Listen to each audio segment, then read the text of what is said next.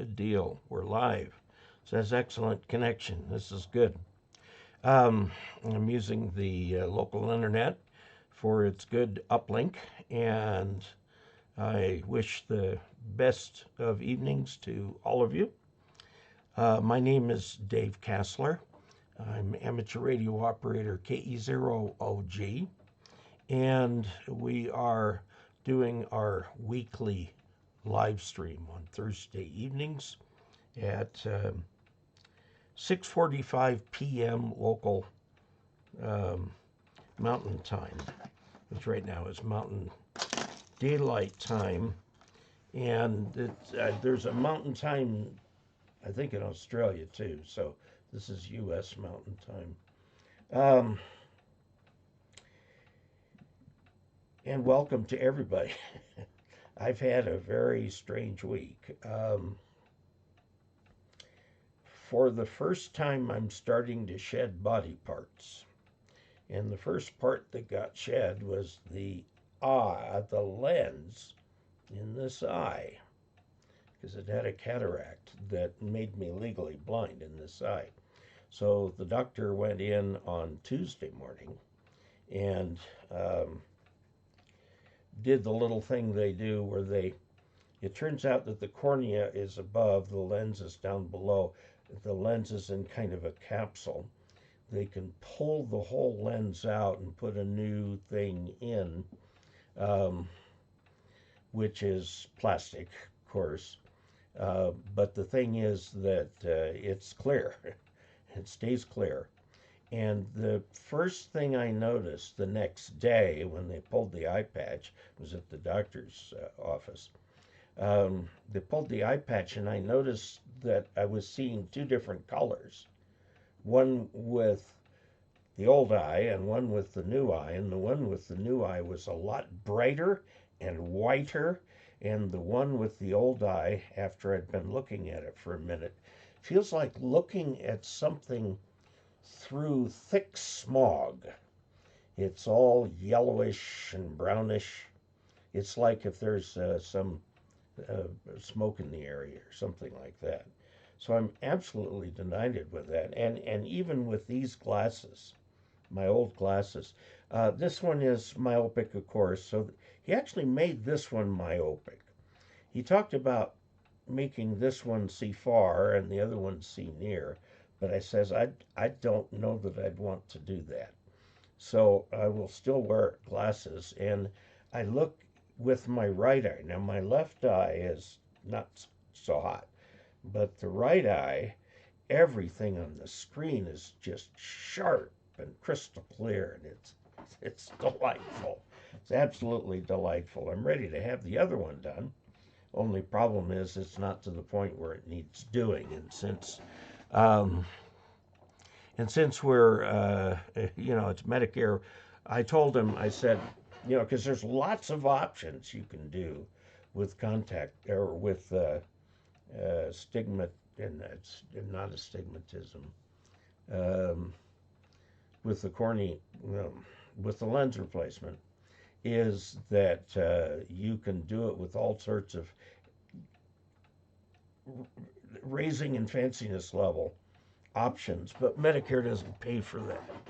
So I says, I'll take what Medicare pays for. And I am just absolutely delighted with the result. With my one eye sitting back here, I can read the screen and read all the fine print. And note here that Optical Man Jeff, KE0KRO, says hello from Sioux Falls, South Dakota, where it is 91 degrees. Perhaps a little humid there, too. William Myers, KAAGIM, hello Dave and all loggies. Happy Thursday, Optical Man Jeff. And it's only 60 degrees in Bruce, Wisconsin. It is 66 here. Watching the news this evening, we saw the part about how the hail was just destroying cars in one area. And other areas, they were having tornadoes, heavy rainfall, floods. Other areas, scorching heat. Um, some place in Texas was going to have multiple days over 100 degrees. And I guess with a little humidity going with that, that can be mighty warm. Um, I don't, it's been over 90 here at this house. I think 95 is about the max we've seen since we moved here. We live at 7,000 feet, but it will get over 100 further down in the valley. So, to those of you who are suffering from rough weather, I give you my support and sympathy. Um, and you probably heard it was interesting to watch the national news where they said, in amongst all the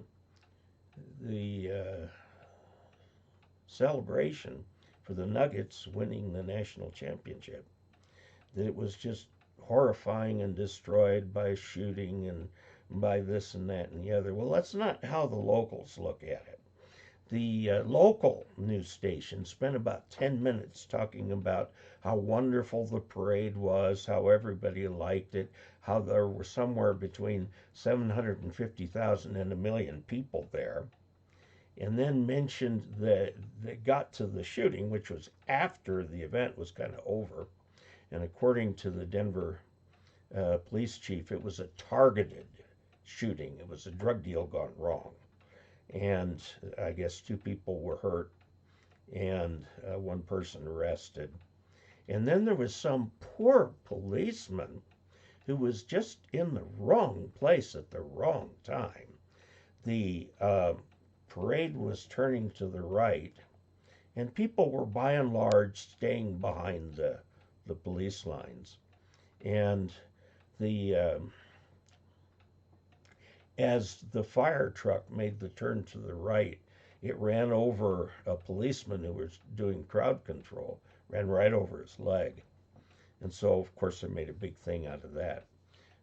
If you look at what happened, it was a wild and wonderful celebration for a city that hasn't ever won a national basketball championship. And then there was this unfortunate event after. And I guess if the police chief is right and all 3 people involved was a drug deal gone wrong, I don't have a lot of sympathy for that. But I think that, if I had gone down to Walgreens with one of my prescriptions and they got it wrong, I don't think I'd shoot anybody. I just ask to speak to the manager, but I guess that's a whole different world. So, news about the channel. Right here is the prototype of the top 10 most popular videos of all time from Dave Casler. Okay, including the shortwave listening one, which is over 600,000 views. And these will be for sale soon on my website for $29.99, which is postage paid anywhere in the United States. If you want to order it from somewhere else, Europe isn't too bad, but if you want to order for somebody else, let me know, because the rates might be a little higher. The U.S. Post Office is going through a rate hike, just sort of a perpetual rate hike, trying to bring enough money in. It's an interesting balance, because if you raise the prices on it, people flee to other services. So, as particularly in package delivery. So, they've got to kind of balance it because they're in competition with UPS and FedEx. And for overseas coming in, DHL. DHL tried to set up to be a competitor to FedEx and UPS, but it didn't work out. However, they had built an infrastructure so people outside the U.S. who want to send a DHL package to the U.S., it'll actually be delivered by a uniformed DHL delivery driver. Kind of interesting. So, and another piece of news, got a new camera. using channel funds for our outdoor explorations. All somebody has to do is just hold this up, and it takes 360 picture around here, and then we can edit the scenes that we want. So we can get a picture of somebody doing something and then over to somebody else in the backyard and so on. It's kind of a cool little camera. Sure is hard to figure out how to use. I finally did one successful shoot of it for a few seconds. But we'll keep that in good shape. Okay, and other things that have happened, I have a new webcam, and I'm going to play with it a little bit. This is a 4K webcam, and it was a lot less expensive than I thought it would be, but I might be doing some experiences with 4K. When I first started the business, I shot in HD, but rendered in 720p. So the first several videos are 720p. And then I went to 1080, which at the time was cutting edge. Now an awful lot of YouTubers are doing 4K. However, one of the problems is this, and I'll show you on the screen.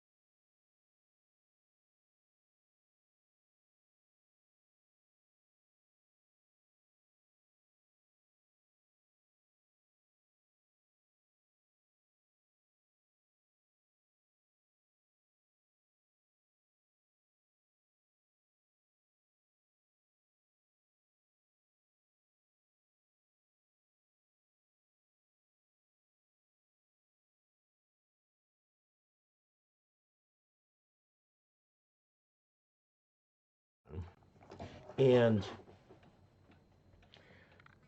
surprisingly, about 25% of people, and this number is growing, watch on their phones. Now, if you watch on your phones and it's a 4K video, it's not going to do you any good. And I mean, 4K videos are a lot harder to process. I think that I might try one or two and we'll see how it goes. Because it would be even more clear when I do charts and stuff like that. Let's see, what have I got around here that's also new? Oh, the giveaway, of course, is right where?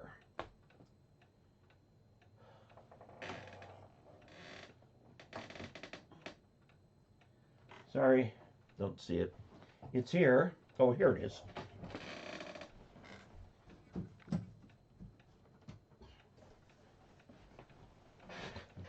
This is a dual band, FM only, 2 meter 70 centimeter rig for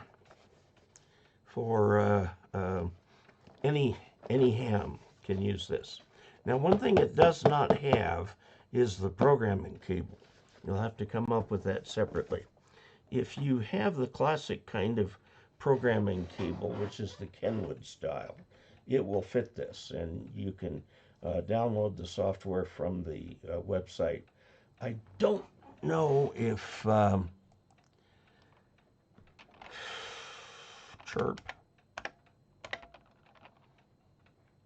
Chirp at Dan Planet Chirp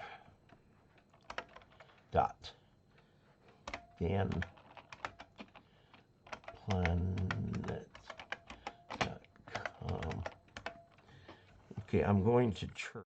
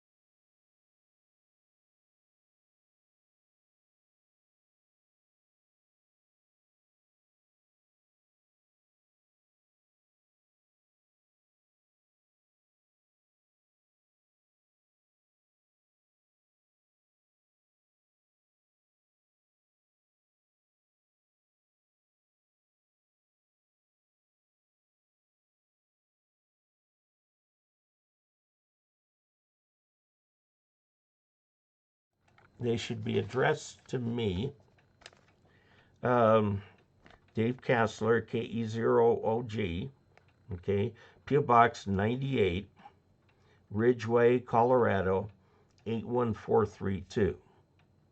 Okay, and what you need to do is either a QSL card or a postcard or an envelope with a single sheet of paper in it.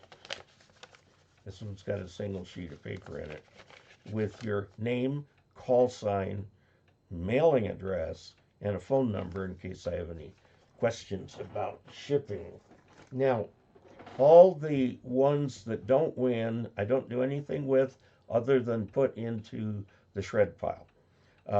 The winning entries, I put the winning entry into the box and mail it back. So I do not keep any records. I respect your privacy on this one. And I've been looking in the closet, and I think we're going to have some pretty nice giveaways for quite a while. Oh dear. I went over to the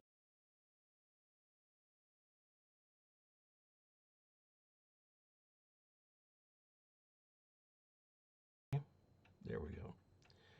I am sorry about that. That was bad. I just wanted to show you. Okay. Hi, Dave. This is Optical Man Jeff, KE0KRO. Hi, Dave, and all Augies from Sioux Falls, South Dakota, where it is 91 degrees. I'm curious what your humidity is there. Probably pretty high, too. High also. William Myers, KA8GIM. Hello, Dave and all Augies. Happy Thursday. And it's 60 degrees there. Bill Malman says hello from Tennessee, AB4P. Chuck Schreiber, good evening, Dave, and all Augies worldwide. N5KVO from the hot hill country of South Texas. Currently 92 with a heat index of 101 at 7:45 p.m. local time. Oh my, that's warm. Robert Varner says hello from KC2TEL. Sean KM6NFO. Greetings, Augies. It's finally warm here in Sacramento, 93 and breezy. 73 are best wishes to all. Glenn Martin, hello from far west Missouri. 88 degrees, 27% relative humidity. That was probably kind of a comfortable day in 0QFT. K6SDW, I've had both eyes done and the results are remarkable. Yeah, I'm hoping I can get the other one done too. It's amazing, if I just switch eyes, everything changes color. And I see blues a lot better than I used to see blues. Okay, Ralph Leland, hi everybody. K4TA in Fork Union, Virginia. Phil Lewis, hi Dave, KJ7ZMH, Vancouver, Washington. Hope you come to grips with your new supervision. Build a new N-Fed RW, random wire antenna. Amazing at how much a longer feed line and choke has done for its tunability. Yeah, it does make it a little bit easier. Let's see, Ralph Anderson. Hi, Dave. Cataract surgery is miraculous. Had both eyes done. Yeah. It's so cool to be able to see colors, especially blues and whites and everything. Cataract surgery done. Had both eyes done. WA2QYA. Dennis Cross, is there any chance that you might do a video on EZNEC with sources defined? I did do a video on EZNEC. Just put that into the search for my channel. There is a video there. Let's just go there and see if we can find it. Again, studio and EZNEC. Okay, there's two out there. One is modeling a modified dipole with what I had purchased, the Easy NEC 6 Plus, and it's now free. You can get it for free. This one kind of shows a little bit about how you go about modeling it. Basically, the wires chart is everything. And you put up all the wires, how far apart they are, all this different kind of stuff. And you can model most anything. The one thing that NEC2 will not do is model ground terribly well. There are two. NEC stands for National Electromagnetic Code. The National National Electrical Code is something entirely different. This is the National Electromagnetic Code. It was created at Lawrence Livermore, which is part of the University of California. Since it was paid for by federal funds, they paid them to develop this code. The code itself is in the public domain.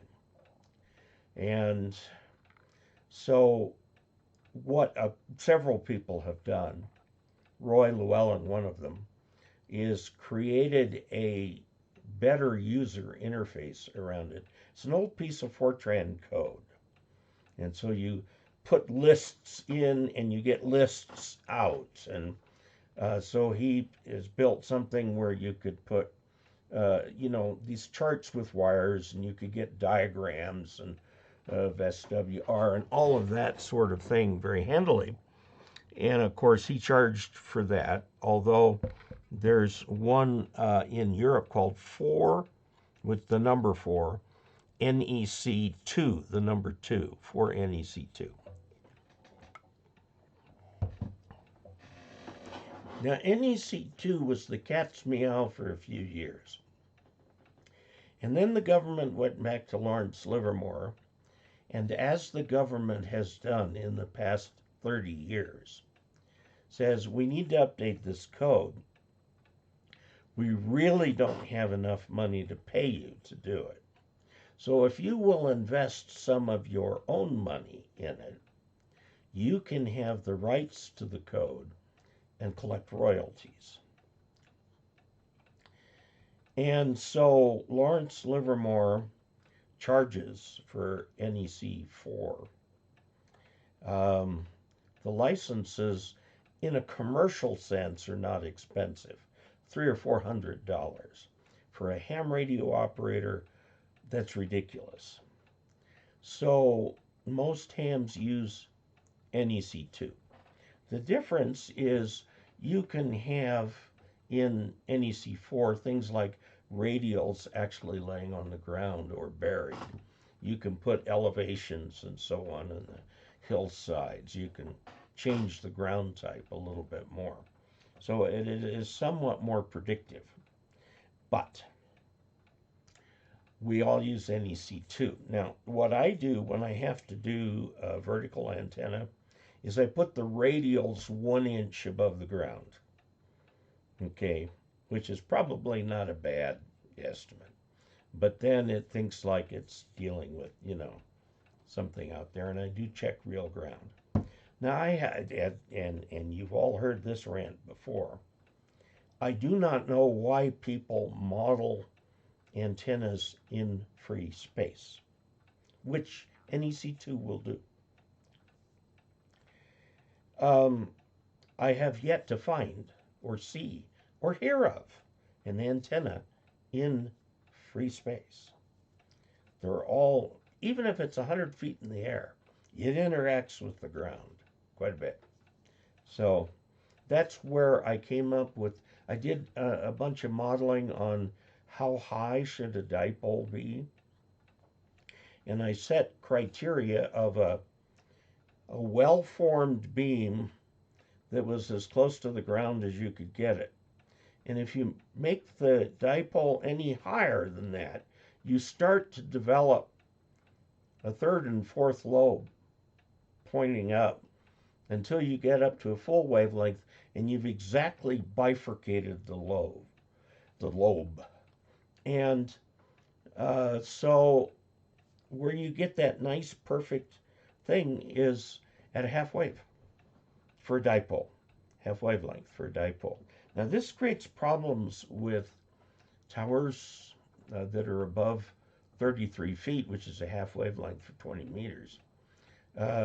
Because if you go up to 100 feet or something like that, you've got a triple lobe. So a lot of DX that comes in at those other angles gets ignored.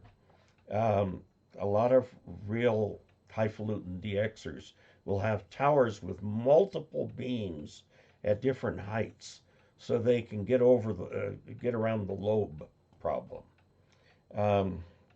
Also, it creates a problem for multi-band antennas, because if you've got a 20, like my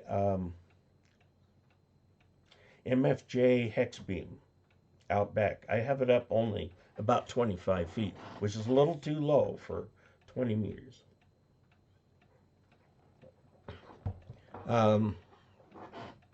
But it works pretty doggone well. But the problem is now for 15 meters, it's actually too high. And you start getting a significant lobe going upwards. And after a while, it starts to take a significant amount of the power and put it into that second lobe. So anyway, no, those are some of the things I learned from playing with the software. The software is free. Just search for EZNEC and you'll find it. And it employs the NEC2 code, which is free. And there is a version around with the NEC4, but like I said, you've got a few $100s to pay to Lawrence Livermore. Okay, let's see. So is there a chance that I might do a video on EZNEC with sources defined? The problem is I've got a book on it. The League published a book. I'm looking up here to see if I can find it. The League published a book on the antenna modeling using EZNEC. A great book. And then Roy Llewellyn retired and made it free and said he's no longer going to maintain it. Okay, so this created a problem. So the League withdrew the book, but they have not replaced it with another book for like the 4 NEC2 or some of the other modeling software out there. They all do the same thing and they'll give you the same results, because there's just a front end and a back end for the National Electromagnetic Code, either version 2 or version 4, in the middle. Now, you don't want to play with that code directly, because unless you're a Fortran lover, and you're going to have to create all kinds of routines to create the input files, and then all kinds of routines to take the output files and draw a picture of what the pattern looks like. So the way they work, it's called the method of moments. They take each picture, they take points on the antenna wires, points, and they compute what each point is doing. It's spreading waves out in spheres around the little point. They treat each point as though it's an isotropic antenna. And then next to it, and this is a user-defined thing, you plug in another point, you calculate what it does, and then you sum it all. You sum it. Now, so the negative things will cancel the positive things, but in some cases they'll reinforce, and it's really cool what it will do. But it's just very interesting how they do it. they treat an antenna as though it's like hundreds of little antennas, and they collect it all together and add it up and see where the patterns interfere and where they reinforce. It's really quite interesting. Okay, so anyway, yeah, I can do more videos on Easy NEC, but I think what I need to do is try and learn one of the other popular antenna modeling software um, and talk about that. Because Easy NEC, since it won't be maintained, is going to fade into the past. And if you guys have ideas about which piece of modeling software I should use, let me know, and I'll pick one based on your recommendations and get it and learn it and see if I can make videos about it. Okay, we have some, let's see.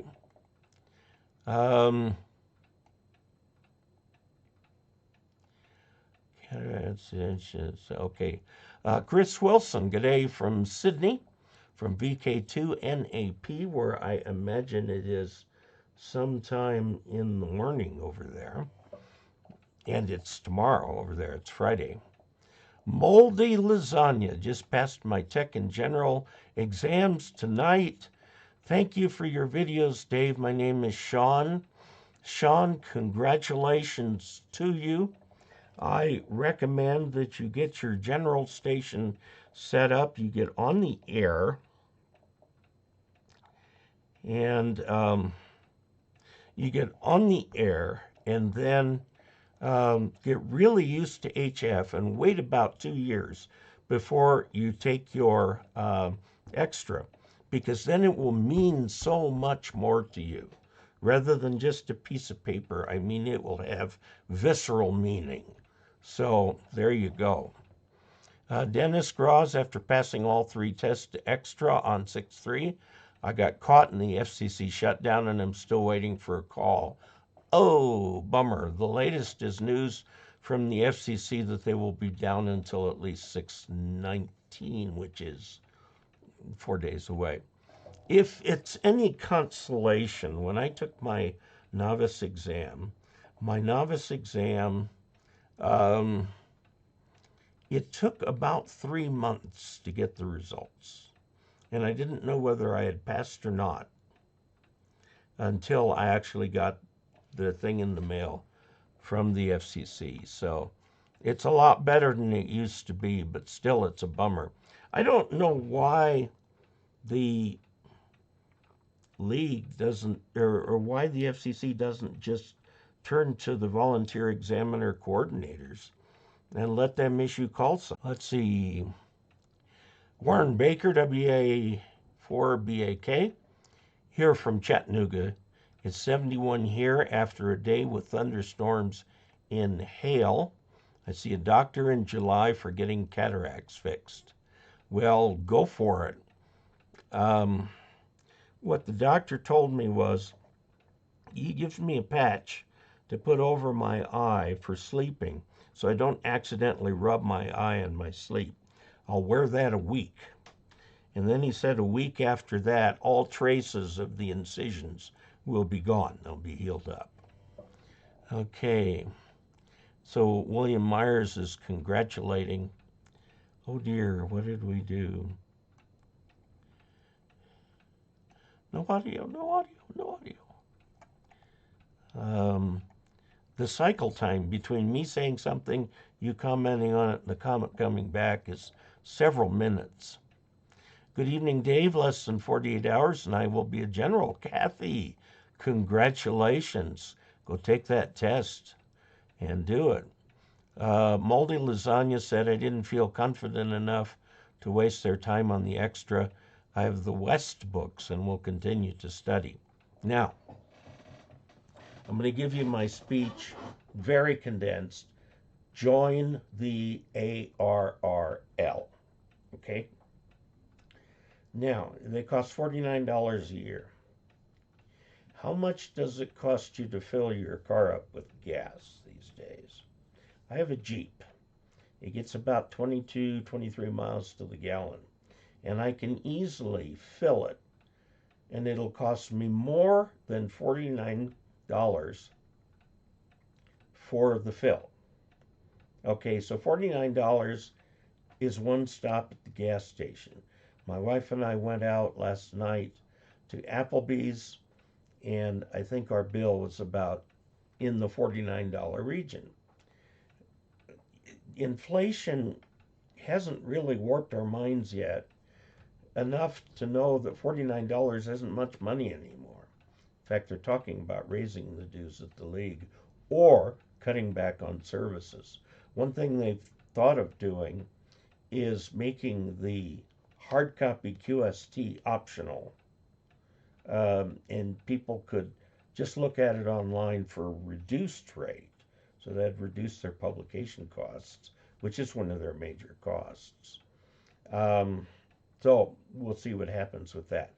But do join the league. Now, if you do join the league, you can go to the website called learn.arrl.org. And then go to the section in there, it's multiple sections, on operating on the air. And that's where the videos are for the Tech, General, and Extra. Now, the Tech videos are also available on the ARRL's YouTube page. But I really would encourage you to join the league. For one reason, if you join a club, and I urge you to do that, if you're east of the Mississippi, there's probably 4 or 5 clubs within driving distance. You'll have to do a little club shopping till you find one where you feel comfortable. Okay. Now, a lot of clubs are ARRL affiliated. And for that to happen, over half the members need to be ARRL members. So you're helping there too. Also, if you buy your membership or renew it through the club will get $3 or $4 out of that to add to their treasury. I think QST is a great magazine for all hams. They do have another magazine called On the Air, aimed at techs, that you can take a look at. Now, we may get a magazine in the mail, but the league puts out four magazines. One is for contesting, one is for experimenting. I mean, serious research type experimental stuff, then QST, and then On the Air. Now, you get one in the mail of either On the Air or QST, but you can go online and look at all of them. Okay, so, yeah. So that's another place you can go. And the videos follow the ARRL instruction manuals, section for section. And I'm in the middle right now of updating the general videos. And this is the list of the changes that we have to make for the videos. And so I'll make those changes. We'll try to have them in place somewhere around July 1st.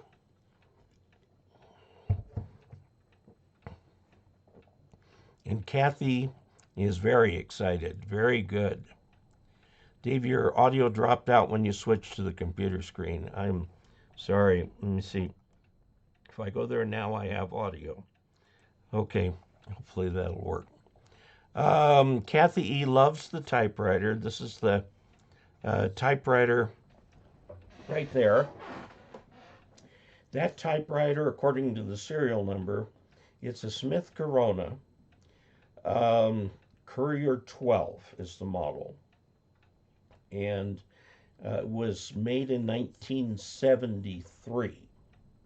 So that is actually when I came home from my Mormon mission, when that typewriter was made. I've got another typewriter under here, it's full size, and it was made in 1940. So it actually probably saw World War II service. I have another typewriter under here that's made by Brother, and it's new. And yes, Brother makes typewriters. What they are is a computer keyboard, a daisy wheel printer, and probably an Arduino chip, because that's about all it would take to, so it would type. Now, the ink on those is interesting.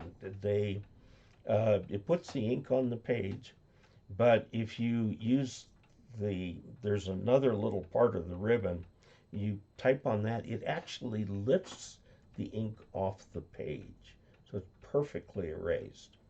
I worry about that for things like check writing and stuff. I don't use that because I have enough trouble with a computer keyboard with my hands. So that's why I like the typewriter over there. So yes, typewriters are great. Okay.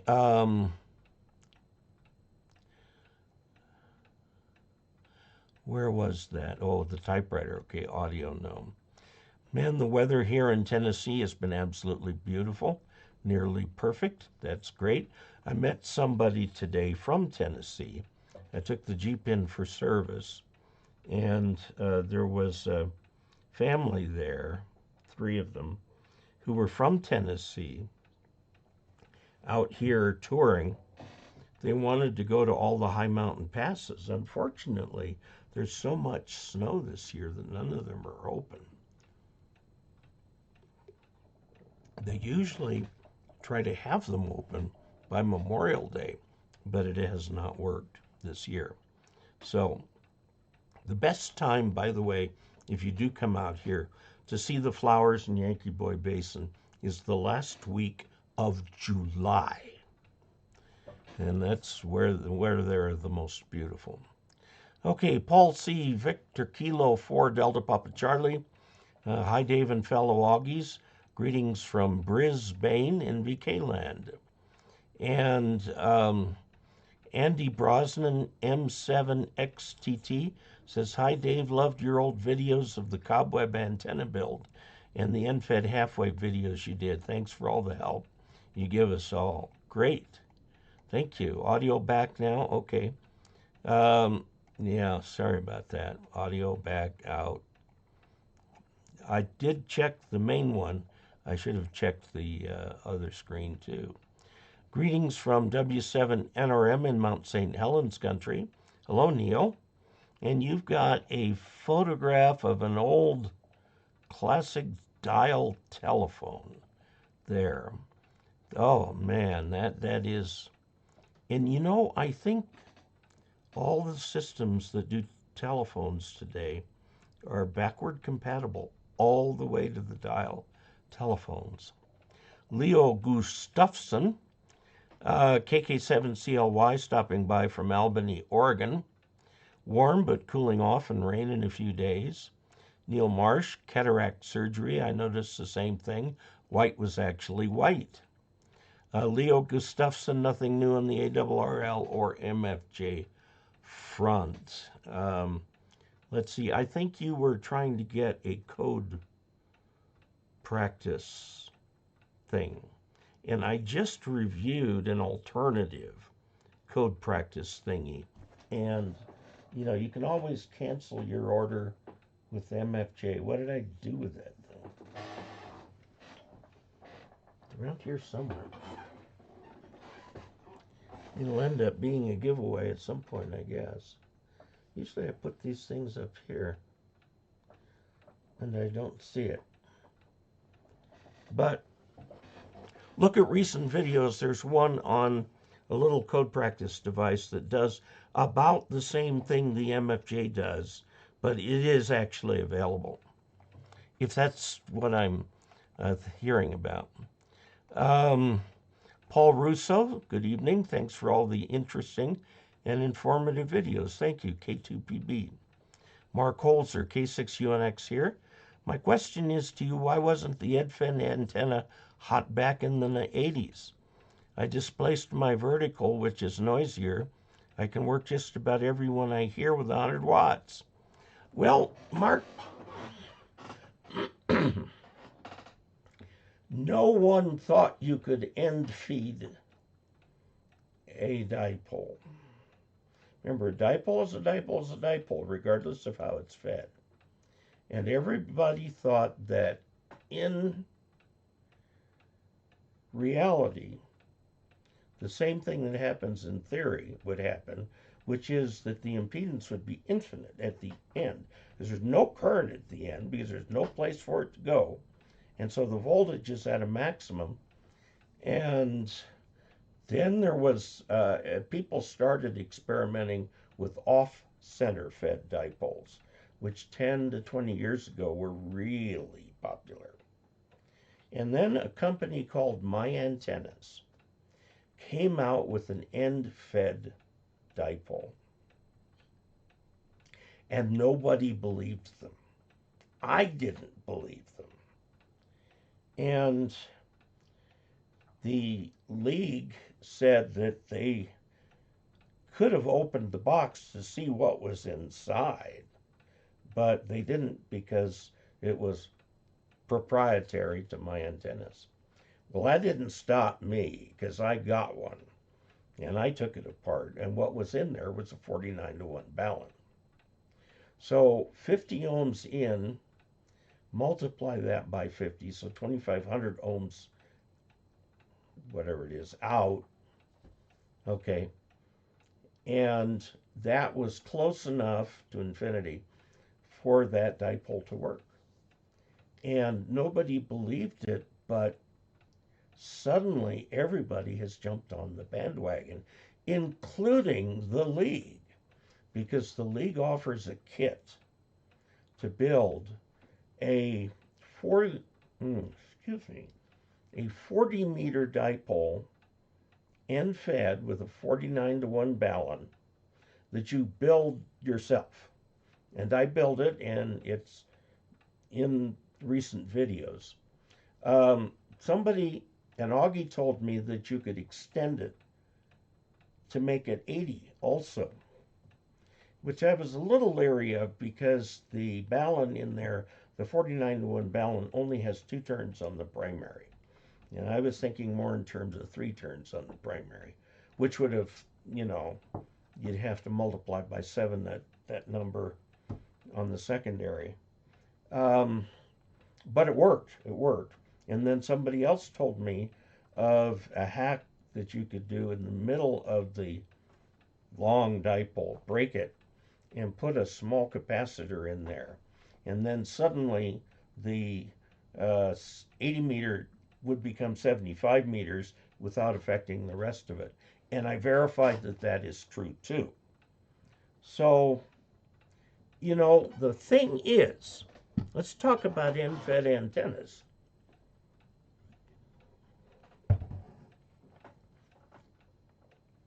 There's an antenna called the ZEP. And it's a dipole that hangs from a Zeppelin, which is a big airship filled with, well, in the German case, hydrogen. And it came down, and they had to match it at the end. So what they did is this. If you take a quarter wave stub of transmission line, short it on one end, that's 0 impedance, and you play the mathematical games, a quarter wavelength away, it acts as an open. Okay, from closed to open. So the impedance goes from 0 at one end to infinity, several thousand ohms at the other end. So they would connect one wire of that to the half-wave dipole, hang it outside the airship, and then on that, from 0 to very high impedance, they would move up a little ways until they could find the 50 ohm point. And that's where they fed it. Now, that explanation has never made it into the handbook. and I'm going to have to write them a letter now that they actually know who I am, and tell them that they really need to explain what a true Zeppelin is. Because the way they show it is end fed with a piece of ladder line, and they don't show how you short the ladder line or that it's a quarter wavelength long. Well, MFJ has made one of these for 20 meters. They still sell it. And it's really nice if you can't have a place where you can drop something in the middle, you just feed it up by the house, take it out to a tree, it's hardly visible to the neighbors, and you've got yourself a very good dipole antenna. Now, the question being, if you've got a dipole over here, and you've got the two ends of the transmission line, well, this other end over here is high impedance too. Why not just put another dipole over here? That's sort of a double zip, okay? And MFJ made one of those. I don't think they make it anymore, but I've got one right up there. And a very interesting antenna. And I gave the other 20-meter one away to a friend, but I've still got this one here. Might want to make that. It's single band, though. It really is single band. Now, if you notice what I have just described to you, a half wavelength dipole, single, and a piece of transmission line that's double and shorted at the bottom and fed like 4 inches up, what am I describing? A J-pole. The J-pole is the modern equivalent of those old, 3 to 5 megahertz lines they rolled out of the Zeppelin. It's an end-fed antenna.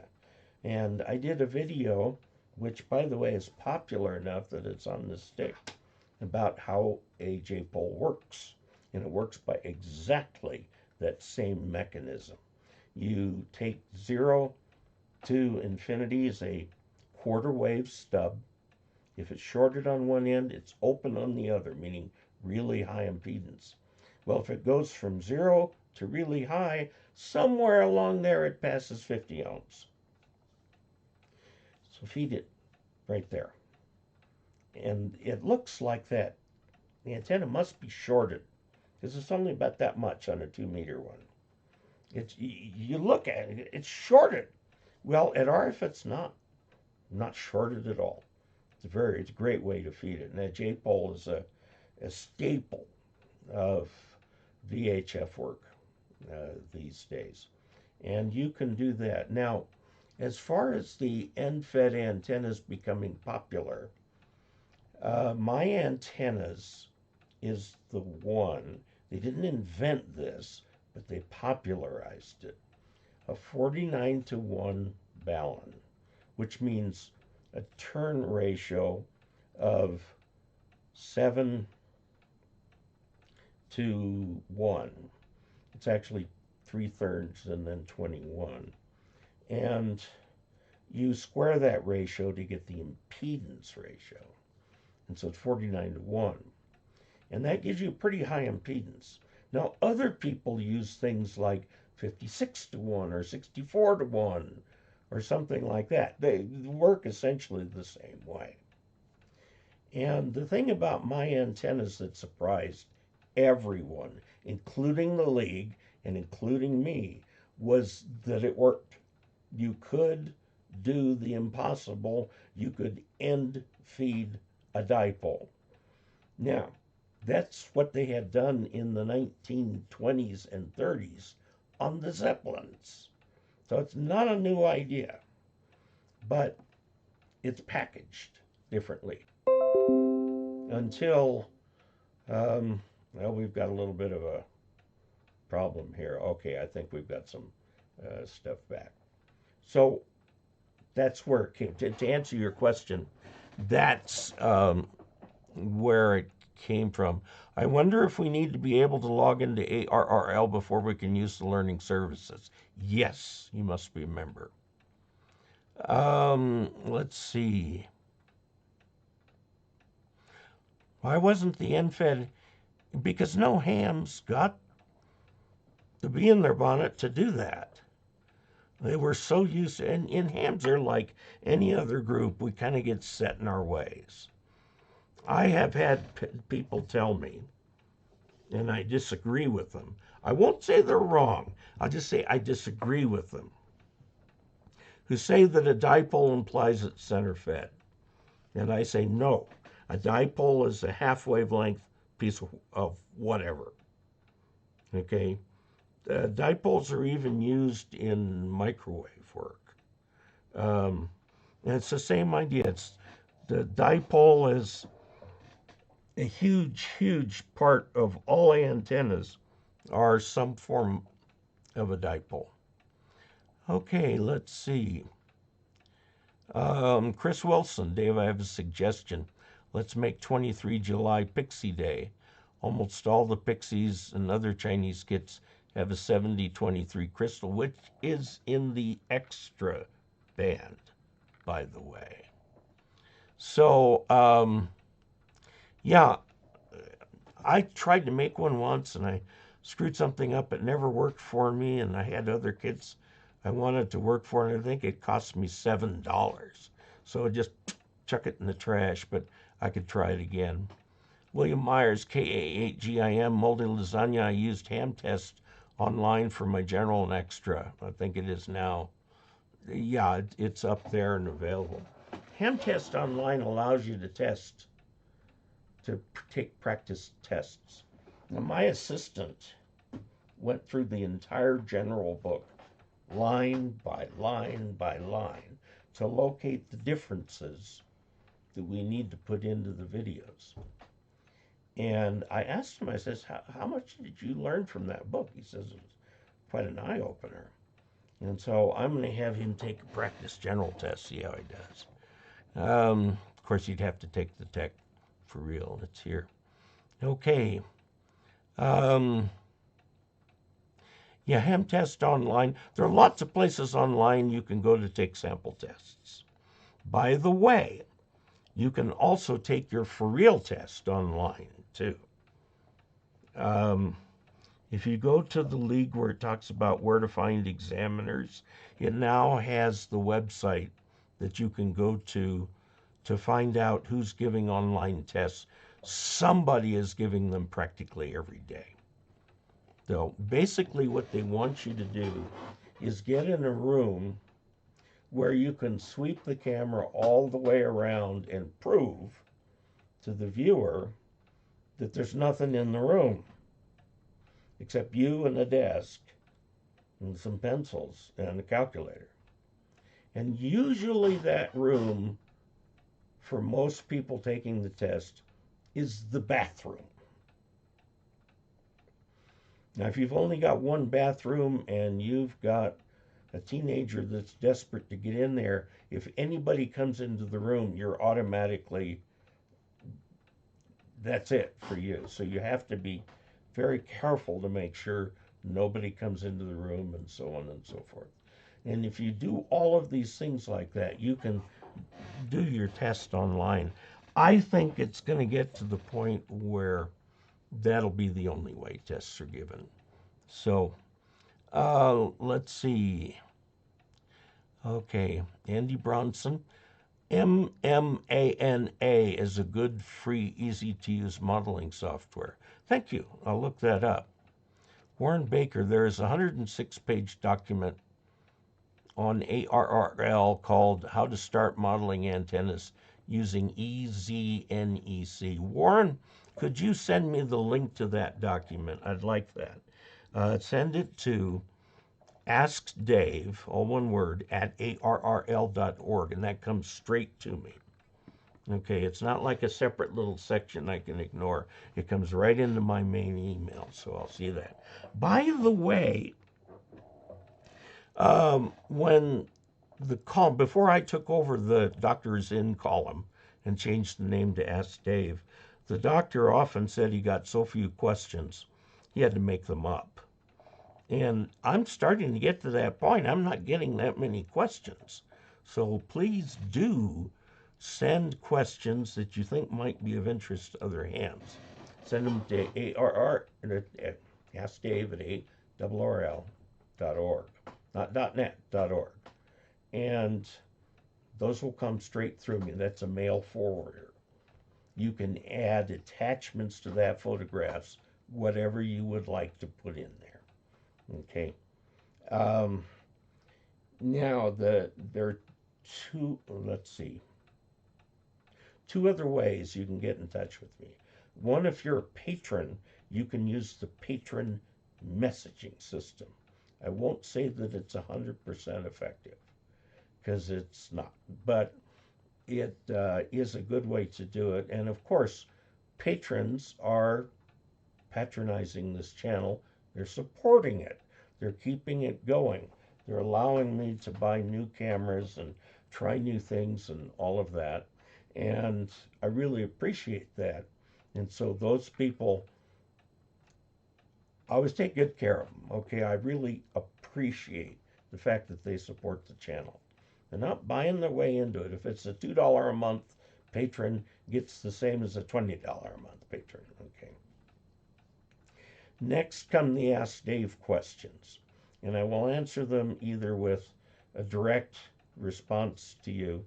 What I've been doing recently, I have been going back with some questions. You know, when I had one here recently where I think the problem is with grounding, and I asked for a detailed description of his grounding system so I can take a look at that, and I already have a follow-up question to ask him. Or I'll answer it just simply.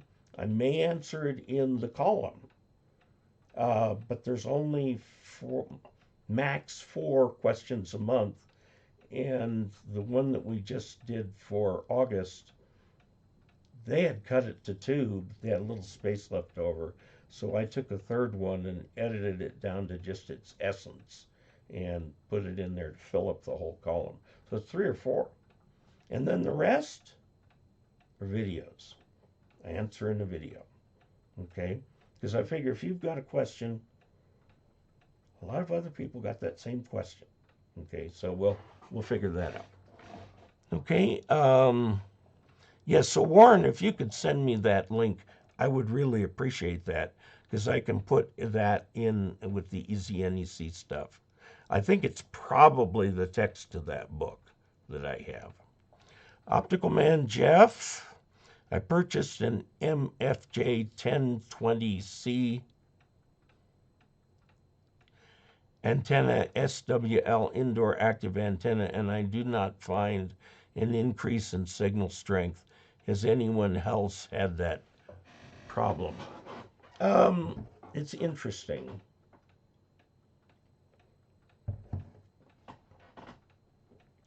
Years ago, I used to listen to shortwave to go to sleep. This was back when there were a lot of shortwave stations. In fact, I listened live as the Berlin Wall came down.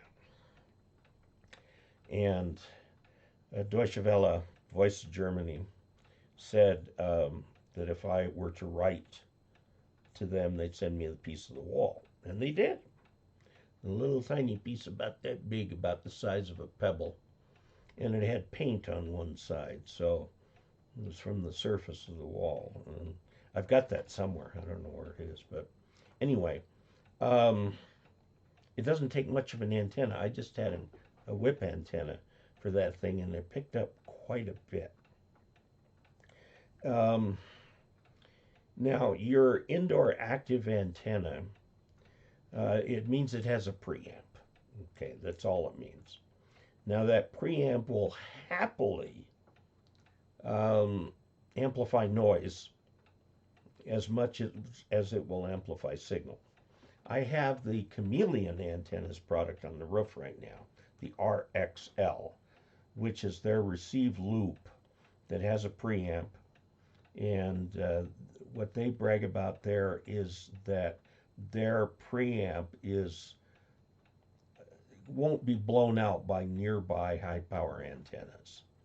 Okay, so I've got that one up there. I also have one from MFJ, and I have one from W6 LVP, I think it is. And they're all good. They all work about the same. Um, and if you have the indoor antenna, it's a little less than having an outdoor antenna. But I don't think it'll be a lot less. Now, if you were to try and transmit on that, you'd have a real problem because of, and another thing too, if you feed this antenna into a voltage control device. Now, bipolar transistors are current control devices. They have an impedance, and that impedance is set up in radio to be 50 ohms. So it takes actual power to drive one of those things. So there has to be a voltage and a current coming down from the antenna.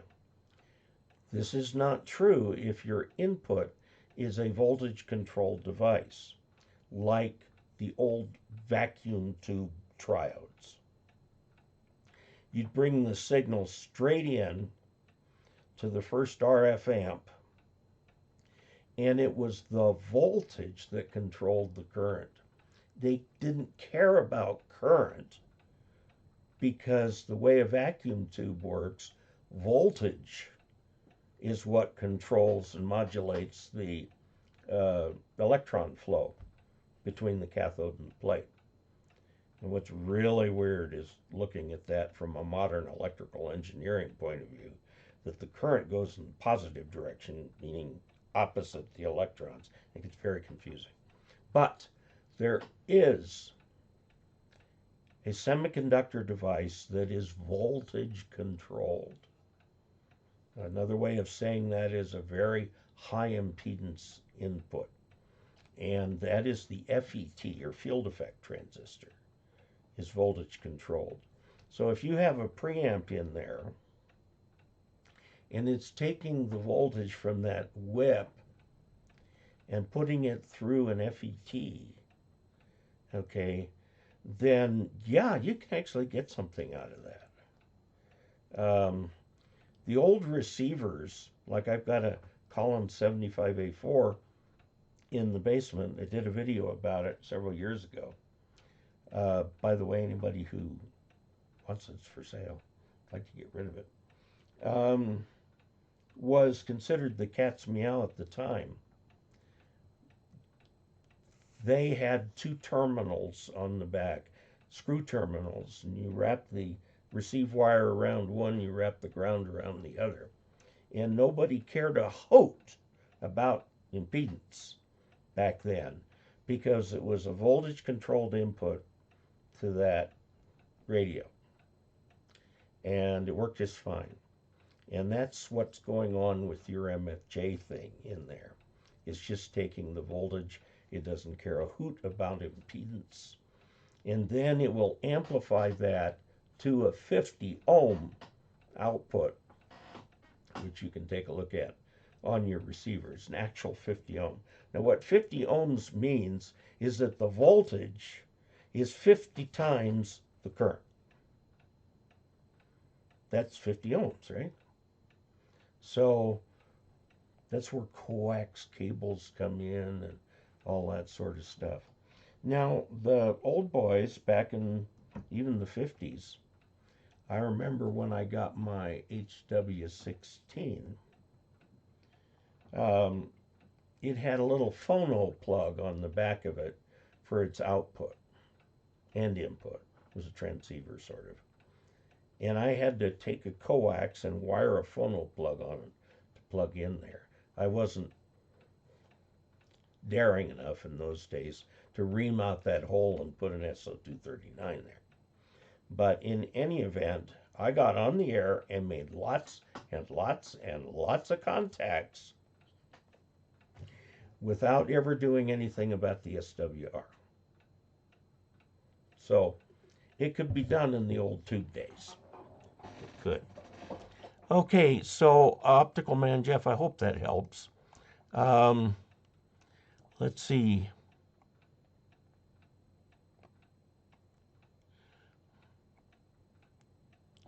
Okay, Harry Rundle says, Hi, Dave and fellow Augies. Sorry to be late.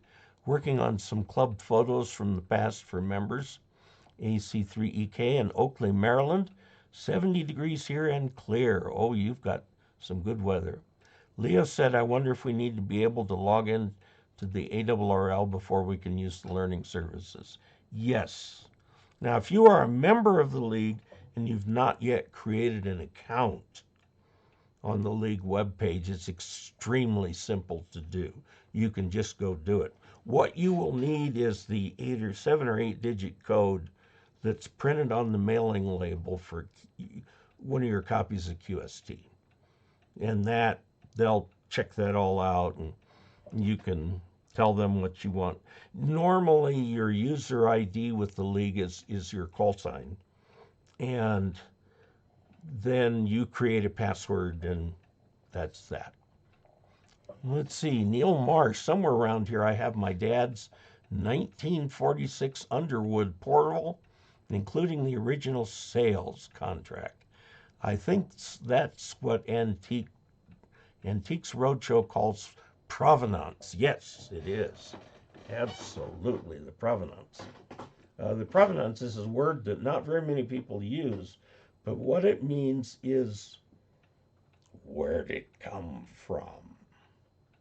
So people come to me with all kinds of theories. I was stuck behind someone in a construction line a couple days ago, and it said across the back, vaccines are poison. And I'm going, can you tell me the provenance for that? Because all the scientific research I've seen says that vaccines are safe and effective and even necessary. So, when somebody at church, and Mormons do really get into their doctrine, somebody at church tells me something, and I say, that's very interesting. Where can I look that up? And usually they back off. Well, I heard it from a friend who heard it from a friend who heard it from a friend. I says, let's see if we can find that in the scriptures. So, in any event, provenance is a very important thing. Tom Bartman, I bought an MFJ 1790 10-meter antenna and can't tune it. I raise it or lower it, and SWR gets worse both ways. I tried graphing the height adjustment versus SWR reading, and there is no correlation. I just had that identical problem with a Wolf River Coils TIA, or Take It Along antenna, which is a little portable vertical. And I did a lot of work with it, and then I says, okay, this isn't making any sense. So I started, I tested the coax, the real long run of coax, and it was bad. And I'm going, oh, we wasted hours on this with what I thought was a good piece of coax. But it was behaving very, very strangely. So, number one, go check your coax. Make sure that center to center is about 1 ohm or less, and shield to shield is 1 ohm or less, and there's no shorting. Between the center and the shield should be infinite resistance or multiple megohms or something. Next, look at the construction. I don't know what it is, whether it's a dipole or a vertical of some kind. Tell me what it is. It may be that something has come loose. MFJ is famous for that. And if you try to repair it and can't and send it back, trying to repair it does not void the warranty. MFJ is unique in that regard. If you try to fix it yourself and can't, you send it back, they'll replace it. So it might take a little while, but Richard Stubbs is the guy to talk to at MFJ. And I'm sorry about the the antenna. Double check your coax. Make sure your station is grounded, all that sort. Leo says, what model and year of Jeep is yours? I have, well, I learned to drive in the 1941 CJ2A. And that was the very first civilian model of the Jeep. That was back when it didn't say Jeep on it, it said Willys. Because Willys Motor Company made all those Jeeps. The best explanation anybody's come up with where the term Jeep, which was a slang term, came from, is it was considered a general purpose vehicle, GP vehicle, Jeep. I don't know if that's true or not, but mine is a 2018 Wrangler. It's got 4 doors, and we got it because if you put the transfer box in the middle, in neutral, you can flat tow it behind the motorhome. And they actually point out how to do that in the instruction manual. It's made for that. Most vehicles, if you try to flat tow them, you'll ruin them. You'll create all kinds of issues. But that's what mine is. Leo's 78 CJ5 with the 360. Neil Marsh, I collect old phones, Dave, mostly Western Electric Bell system from the earliest 20th century up to the breakup of Bell. I would like to lay my hands on a black desktop phone with dial phone. And I never see one anywhere. So if you can tell me where I might be able to get one of those, or if you'd be okay selling me one, I'd like to get that, just to have it. I have my very first touch-tone phone. The central office in Tampa, Florida, went from dial to semi-automatic, and they gave me a touch-tone phone to put in there. And I got one, and every time I touched a tone, I could hear something on the other end clicking off that number of, if it was a 7, it'd click 7 times. So it was just an interface to the old Strudger system that they had there. Eventually they went to true touch tone. But, the thing is, the touch tone central offices, like the old Crossbar and everything like that, were backward compatible with the old phones. And so, anyway, it's just something I'd like to have someday. So let's see. Lefty says, I love ARRLs on the air. It renewed my interest in ham radio. Excellent. Now, see, this is one of the reasons for joining the league. Okay, is because it has these magazines that are well written and well targeted. And I write for QST too. I write the Ask Dave column in there. Neil Marsh said that particular phone is a KE0OG Red Bar. That's right. There were all these independent phone companies. KE0OG was one of them. I think Mackie was another. General Telephone. There were several. Okay, William Myers, KAHEIM, has added $10 to the chat revenue. Thank you. Says, thanks for the advice, tips, help, and everything else. I enjoy SSB and FT8, but I'm thinking of trying operating through satellites. Any advice for getting started? Radios, antennas, software. For the FM satellites, you need a little dual band handheld that can transmit on one band and listen on the other. And you need an antenna. I think ARRL Antenna sells them. That's both a 2-meter and a 70-centimeter beam built in. Usually the 70 centimeters oppositely polarized the other one. and I have a video on it. So go look in my videos for satellite. We had a guy here who was really into it, and I've got a picture of how he did it. It was very interesting. Devin Saroshi, hello Dave, I wanted to know about magloop antennas, but the calculators on the internet are exhaustive.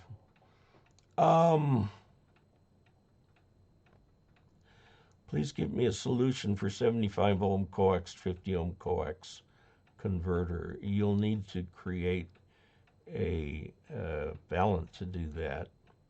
That's a little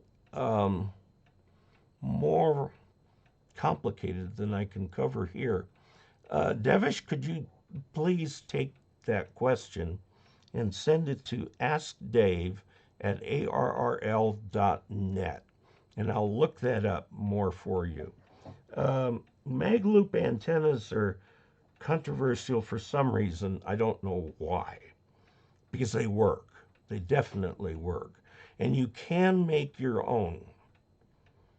And I've seen it done. Somebody sent me one they had made themselves, which I gave to the club to keep as a, something in the club trailer.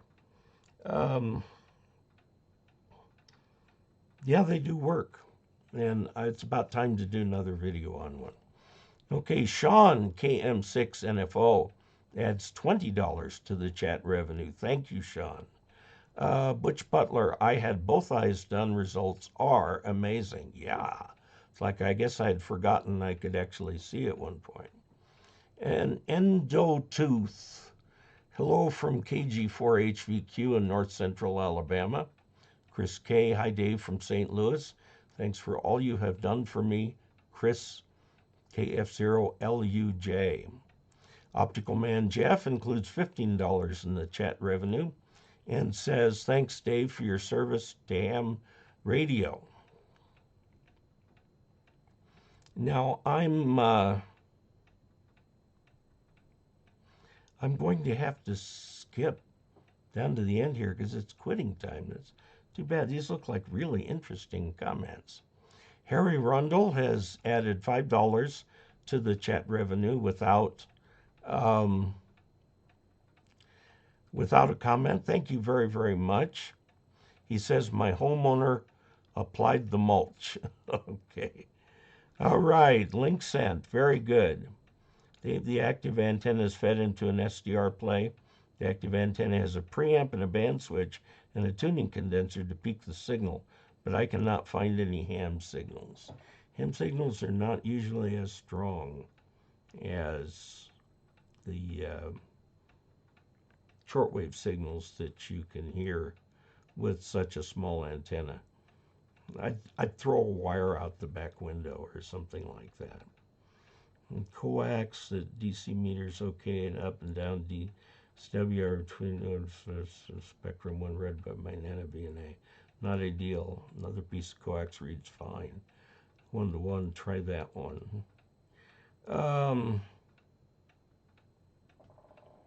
David C502, the paper was eventually retracted, but the damage was already done. Yeah, this is one where they talked about how it caused autism. And, it is a standing joke in the IT industry, the information technology industry, meaning computers and stuff, that everyone in the industry has Asperger's syndrome. Now they redefined autism to include everything from a tiny little thing to totally unable to function, which is a shame. Asperger's syndrome is a high-functioning autistic. And you look at the list of symptoms of that, and I'm going, yep, to everyone. But I am diagnosed as bipolar. But I show, this is my opinion, okay? This you will not find in any scientific paper. I think there's only one mental illness. And it shows itself in many different ways because the symptoms overlap so much, it's unreal. Okay, so hello to everybody. We are going to be overtime in about 4 seconds. So I will say to all of you, thank you, thank you. I love you all, and 73.